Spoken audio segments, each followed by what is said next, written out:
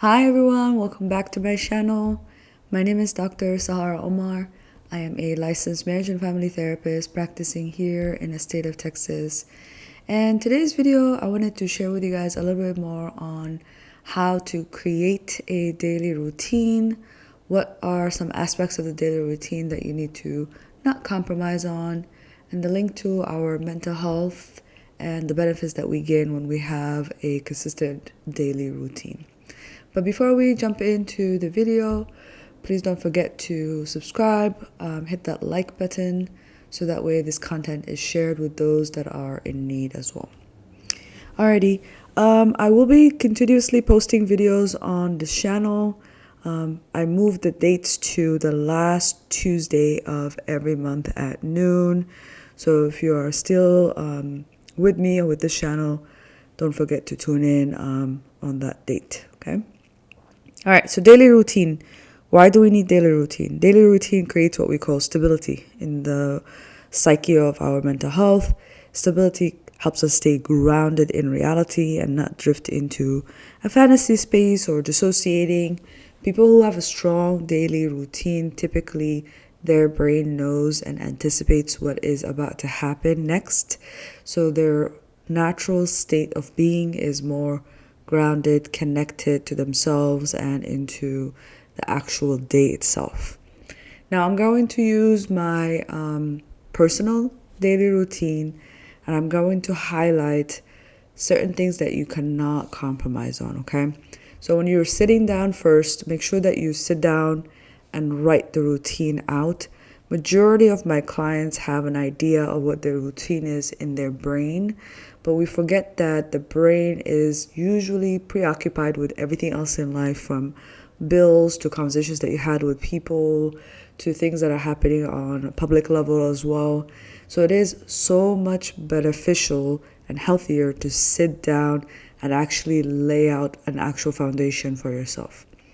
I did link on the description box here with this video a copy of an empty sheet PDF style of this daily routine structure, just so that way you have a skeleton for it and you get to fill out with your own self as well too when you have a free time.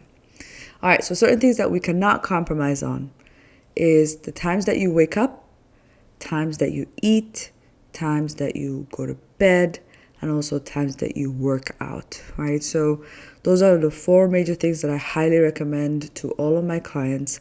Another tip is to make sure that you follow this routine 7 days a week.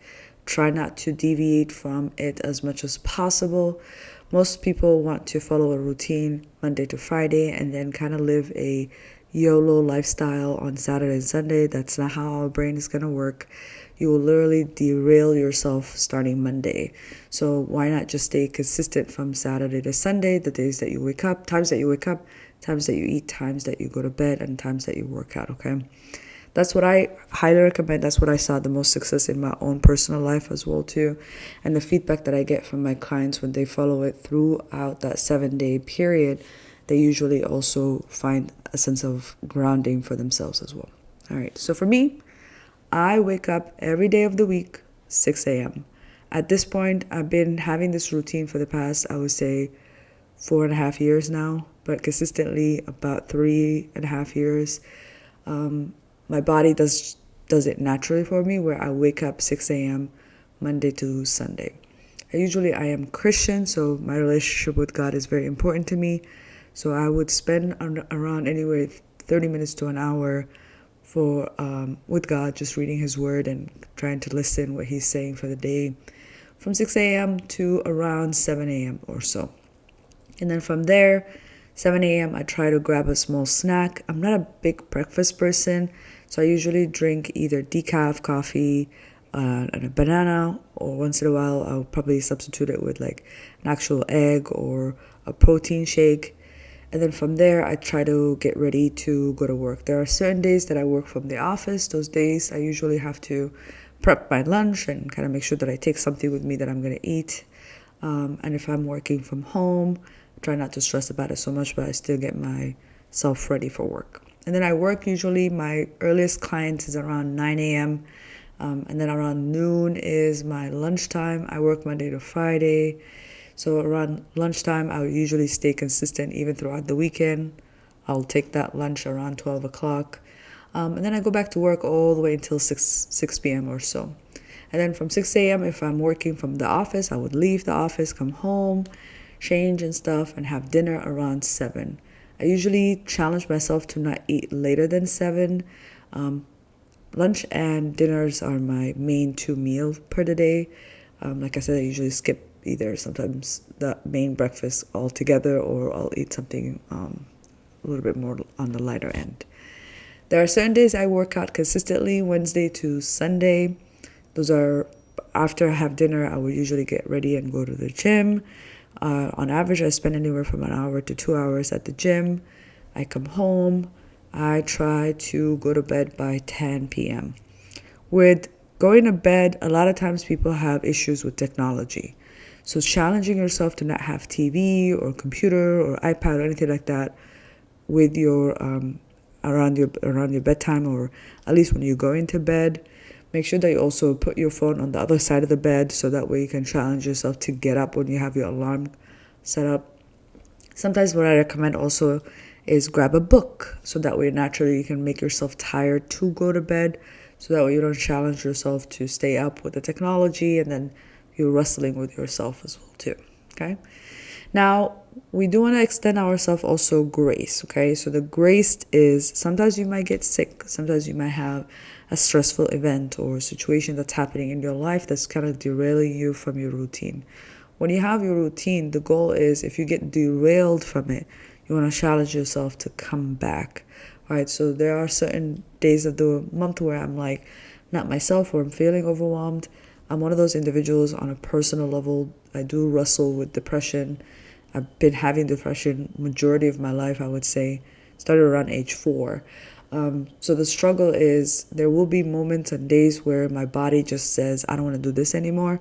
And I do challenge myself and either take the break that I need and rest, and then come back as much as possible and stick to this routine.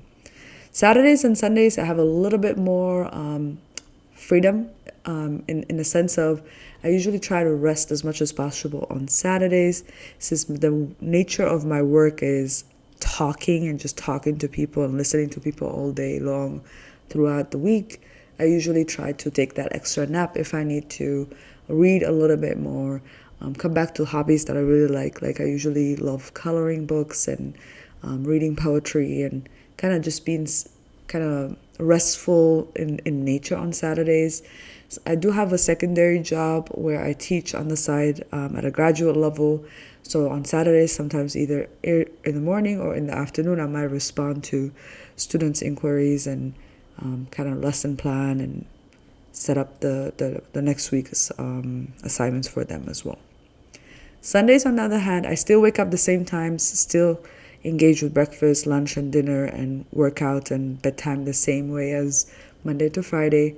Except on Sundays, I usually clean a little bit more, like set myself up for success for the following week, right? So anywhere from mopping, sweeping, doing my laundry, going grocery shopping, stuff like that. Usually I reserve that activity to Sundays.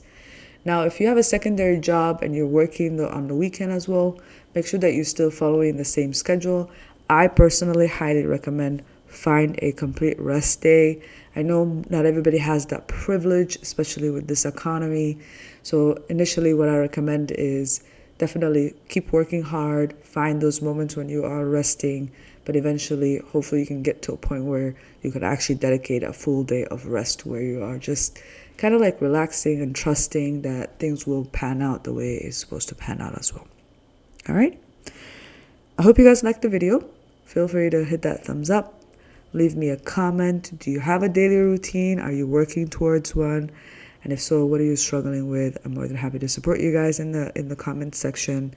And also share this video with people who are struggling to create a routine.